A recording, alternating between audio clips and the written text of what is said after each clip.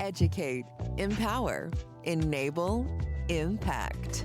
Thank you for tuning in to That Will Never Work podcast, where we share inspiring information and personal experiences related to business and the entrepreneurial journey from those who are leaders in their respective field. Now, here's your host, author and business coach, Maurice. I thank you very much for tuning in today. I have an individual that's going to make an impact on your life today. I just have that feeling, right?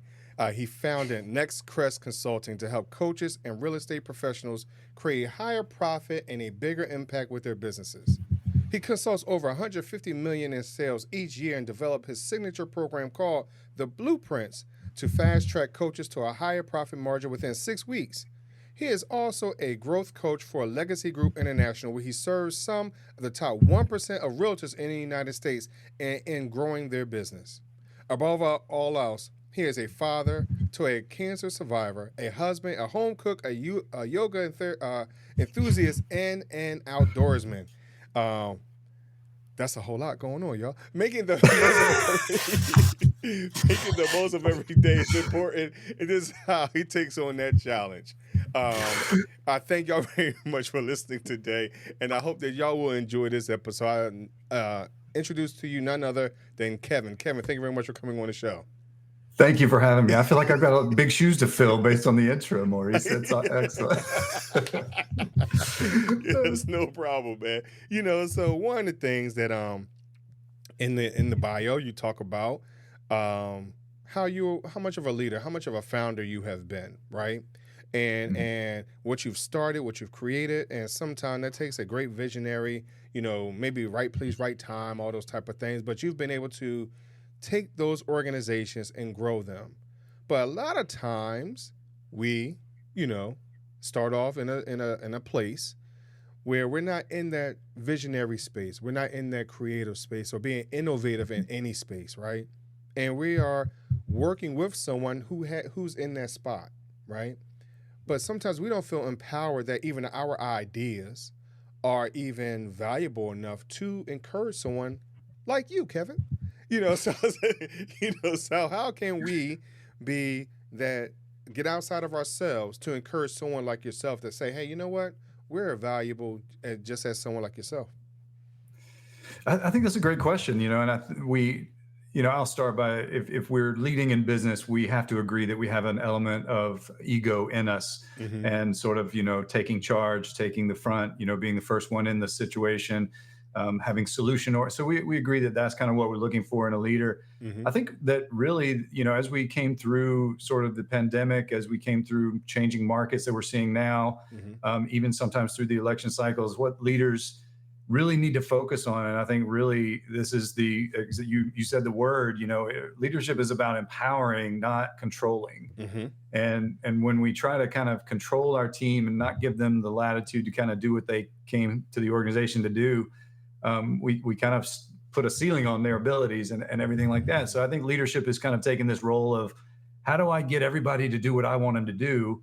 And what happens in that? Well, you create disengaged employees, and statistically, the U.S. alone loses over $13 trillion a year from disengaged employees.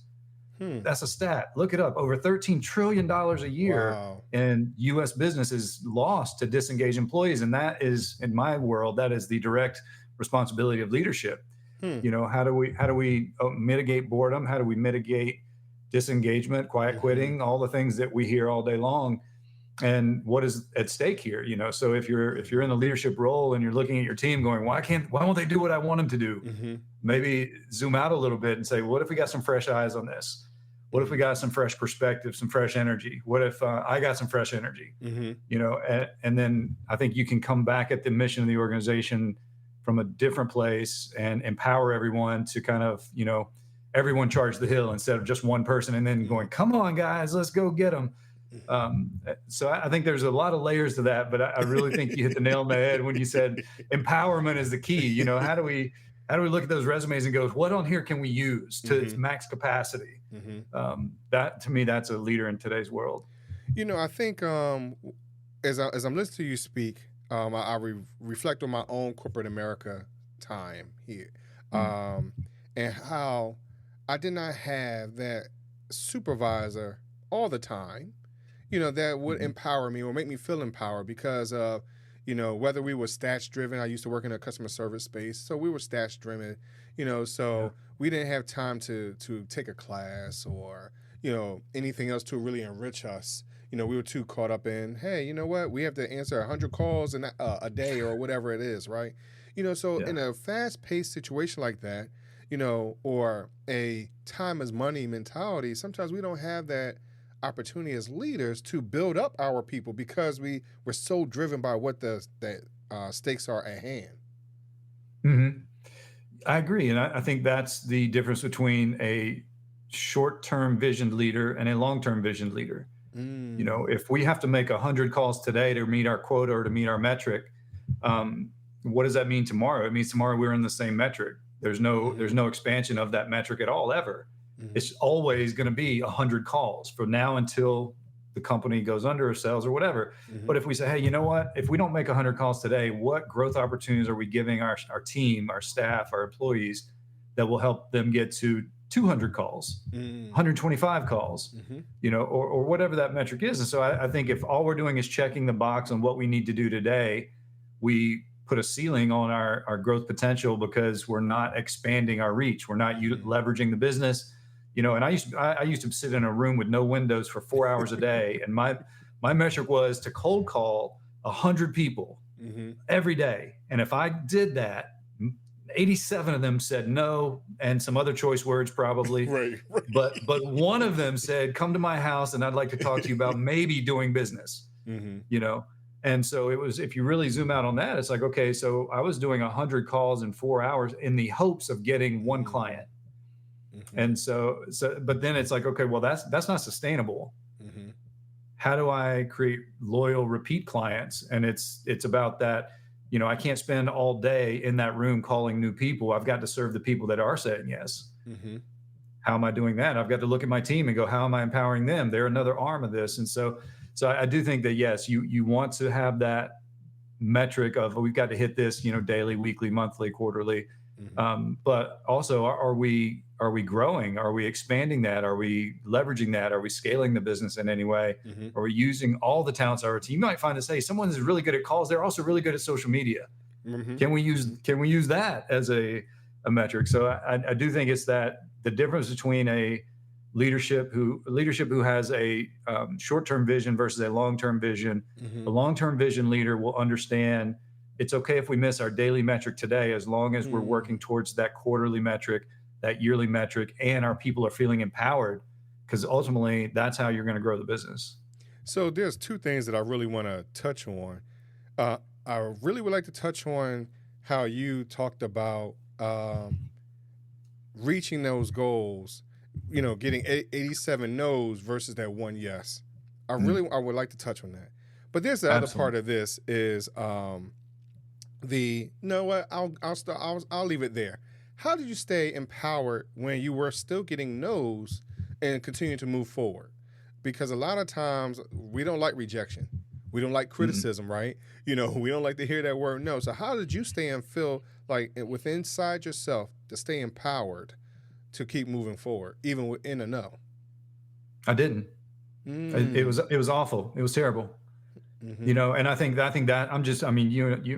we speak truth. Like that's, we're from the same spot, so I think anyone who sits here and says they're going to get that many no's and it doesn't bother them, they're not being truthful with you. It is a constant effort of affirmations and mindset control and positivity and focusing on it. It's a constant, but when you're in that moment, getting 87 no's a day or whatever the number was, that takes a toll on you. That's why that practice is not sustainable. So I would love to tell you, well, I kept my head down and the money was great and all this other stuff. But the truth of the matter is I don't do that anymore. And there's a reason. And it's because of those 87 no's that I don't do that anymore. Wow. Can't deal with it. So I think I work with a lot of people in sales, and there's a lot of people who say, just suck it up and rub dirt on it. And I grew up in the 70s and 80s. And so that's how I was raised. Right. But I think really when you look at the things that are at stake, if I have a day like that and I come home, I've got a 9-year-old son, and I come home to my son, I'm not feeling like dad won the day. Even though I might have gotten the listing, I might have gotten the business, I might have gotten a check that day, Right. which certainly helps. But most days I came home feeling like, wow, that was rough. That was a bumpy ride. So yeah, I think you can do things like meditation and pray and mindset control and affirmations. You can do all that. But over time, those no's do end up wearing on you because we're human. Right. We're just human. We're Right. people, you know? Right. So I'm gonna go back to the second part that I really want to touch on, which is the leader side. So when we are in a profit driven, hopefully we have profits, coming in or whatever else.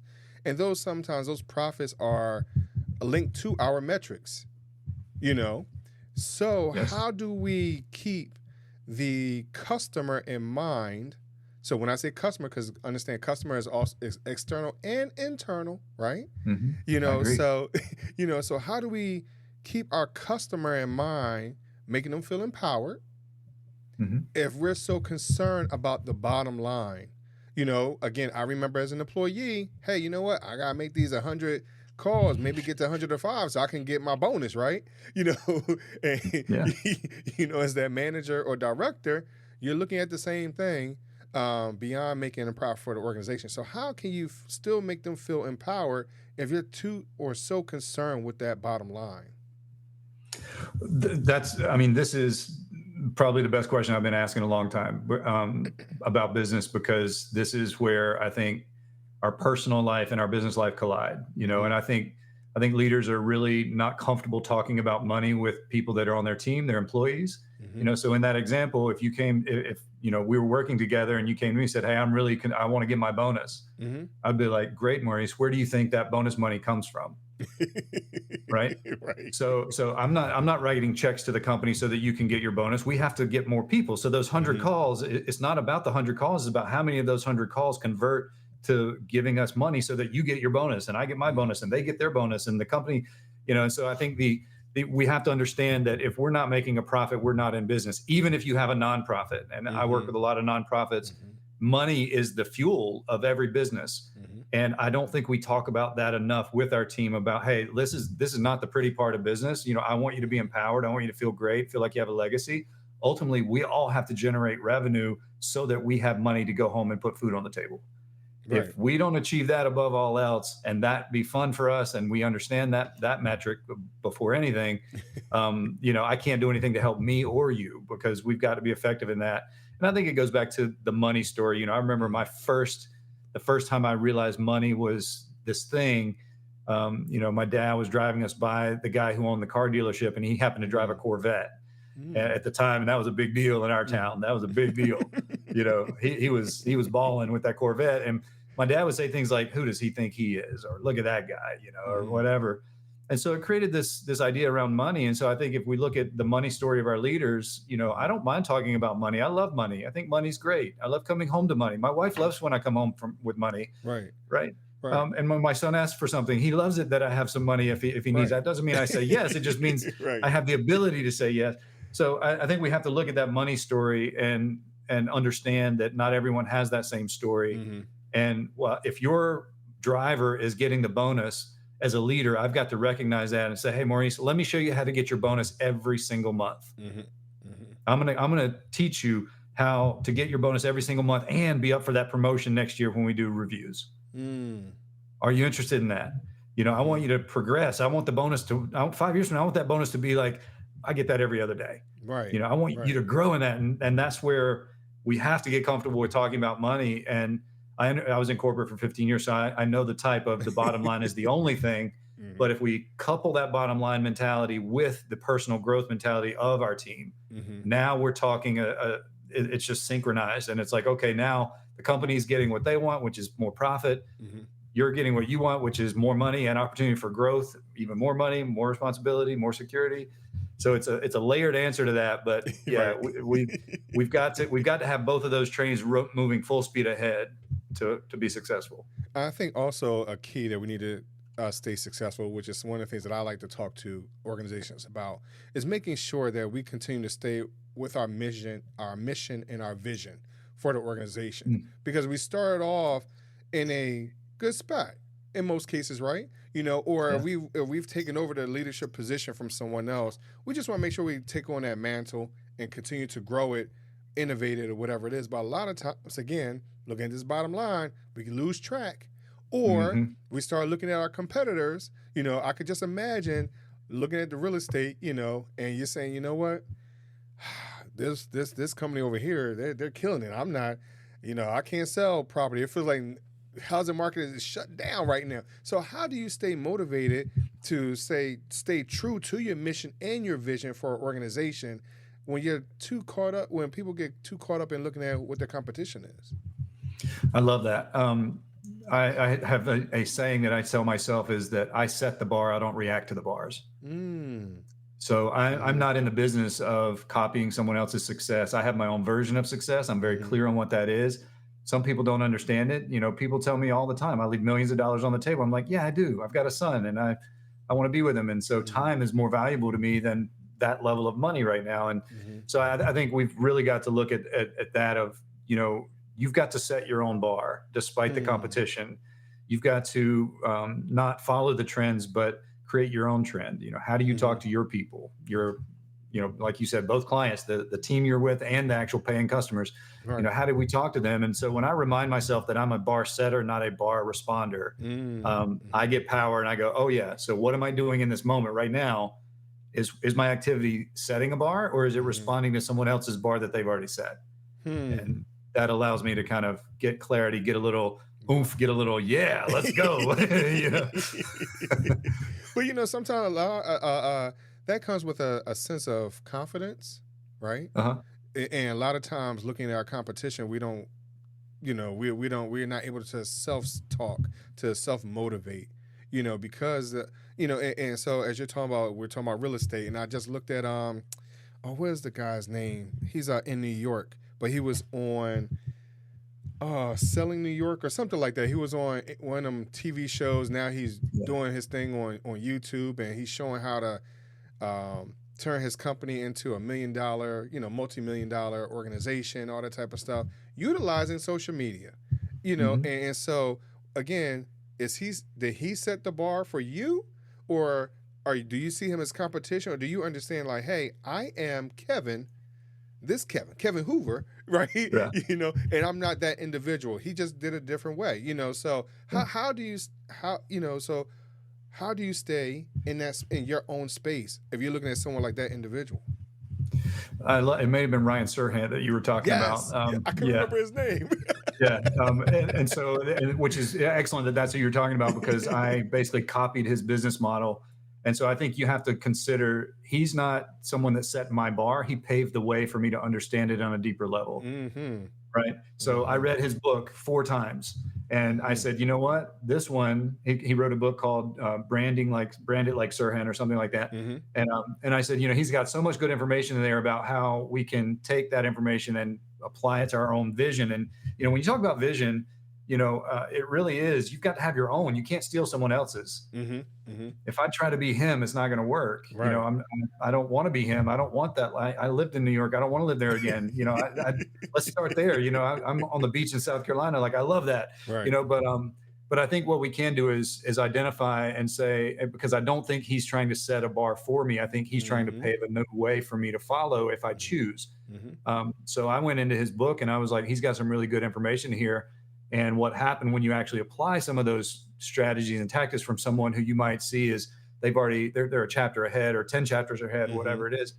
They've got some strategy you can use now that will accelerate your growth. So looking at him not as competition, but as an innovator, as a teacher, someone who's learned lessons with more money at stake than I have.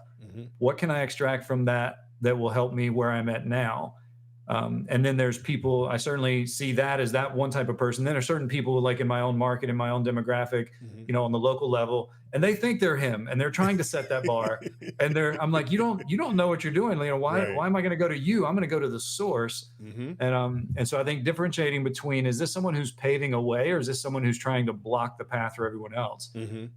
That's a big thing for me. So I see him as someone who is paving the way. And I don't know him personally. I've read his books. I watch his stuff. I love what he does. He just has a lot of fun doing what he does. Right. It seems. He's a dad, he's a husband, so he's got a lot of things that I associate with. But I think really what it boiled down to for me was not viewing people as competition, learning lessons from people who are ahead of me in the book of that, in this case, real estate. How do I apply that to what I'm doing now? How do I teach that to people who I'm working with? And we all elevate. I think, it's the quote, a rising tide lifts all ships. That's find those people in the world because they're there. And then there are people who don't want that. They want to keep themselves on a pedestal and just run from those people. Don't listen to anything they've got going on. So I think one of the things that we don't understand, we don't embrace, is our quirkiness, our uniqueness, whatever sets us apart. Like you just stated, hey, he has his own little quirks that allowed him to get to that place, right? He was in the right place at the right time, got on the TV show. So there's certain things that we don't take into consideration that allow him to get to the point where he is. It just allowed him to, as you stated, be an example, right? But we don't have to take everything he's done verbatim, because then we totally lose ourselves in our uniqueness, because there will be someone that will gravitate to us because we are who we are, not him. Yeah. And I think that's where you have to say, I want my business to resemble his. I don't want me to resemble him. Right. So I'm not trying to be him. It's like I could go on a basketball court and pretend I'm Michael Jordan if I'm by myself, and then other people show up and I realize very quickly I'm not. Right. Even though I've watched the videos, I'm a big fan of his. I do believe he's the GOAT. I think all that. So I think it's like I've got to be me in this business for it to be sustainable. But he can teach me how to set my business up in a way that allows me that freedom. So I think that's a good distinction to make, where emulation is from a business perspective, not a personal perspective. So Kevin, I appreciate you coming on the show, and I really want to end with that part of being unique, because I believe your approach to business, your first thing I looked at on your website, it says your mission to margins, right? You have a free mastermind class where a lot of people don't provide. You get what I mean? So your uniqueness provides that opportunity for those of us that are looking to grow, that's looking to get into another place or whatever it is, that, hey, you know what, this information is free. I'm in a place of teaching, of empowering, of educating, and allowing you to be who you are. So I thank you very much for coming on the show. But please also let these people know where you are, where they can find you, reach out to you, connect with you, so you could coach them through their uniqueness. Absolutely. My website is called mynextcrest.com. That's where you can get all the information you want, probably more than you need, but it's also where you can join the free trainings. I give more away than I charge for, and that's by design. That makes me feel good. That's my purpose. You can find me on YouTube, Mission to Margins, Instagram, Mission to Margins. And that's exactly what I'm doing. I think we're all on a mission to find a better life, and we're going to fund that with the profit that we make in our businesses. So those are the best ways to get a hold of me. Nice. So Kevin, like I said, I appreciate you coming on, but I got to ask you my question before I let you go, my world famous question. I ask everybody. Absolutely. All right. So, Kevin, would you rather choose 3 doors or a fork in the road? Ooh, that's a great question. 3 doors or a fork in the road? Yes. I think a fork in the road, because do I have to tell you why, or do I just go with that? If you don't mind sharing. Yeah. So one of the things I'm not a big fan of is blind guessing my way through life. Okay. I like to look down the road a little bit, kind of get a sense of what's down there, and make an educated decision. And so I think if I got to a fork in the road, and I've been to plenty of forks in the road in my life, and I knew enough information, I had enough data. I didn't know everything that was going to happen because I couldn't see far enough down, but I could see the first half mile. And so I think if I came to a fork in the road, I would feel confident that I could make a right decision, or at least have the skill set to navigate those waters. If I'm just choosing a door, I would have no point of reference for what's behind that door, what I'm getting into. And I apologize for not giving you the whole picture of prefacing with, there are no parameters. Use your imagination. I appreciate that. Because I say that because I've had people say, hey, the doors, they want to be transparent. They're glass. Maybe there's a door that leads to 3 more doors, that type of thing. When it comes to the fork in the road. People want the road less traveled, right? But they also understand that, hey, if I go down this fork, there's going to be another fork, another fork. So I still always have an opportunity. But I appreciate you answering the question code like that. I appreciate that. Thank you very much. Great question. Kevin, man, thank you very much for being on the show. Thank you for having me. Pleasure to be here. Sure, no problem. And I thank everyone for listening to That Never Work podcast. Of course, all Kevin's information will be in the show notes. And I will talk to you a little later. Thanks for listening. Find us on social media at Chisholm Group LLC and check back weekly for new episodes. Until next time, that will never work, or will it?